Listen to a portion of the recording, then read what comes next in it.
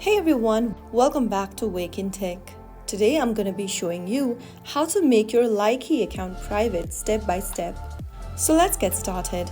First of all, open up the Likee application on your mobile device and make sure that you've logged into it. Once you're inside the home page after logging into Likee, go ahead and tap on the human icon at the bottom right corner to open up your profile section. Now from your profile page, click on the three horizontal lines at the top right corner and click on Settings in the pop-up at the bottom. Inside the Settings menu, select Privacy.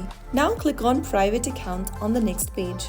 Click on Confirm to set your account as a private account. Remember that when you set your account as private, only followers can see your videos. They will need your approval in order to follow you on Likee. Strangers won't be able to view your age, location, likes, followers, or following list.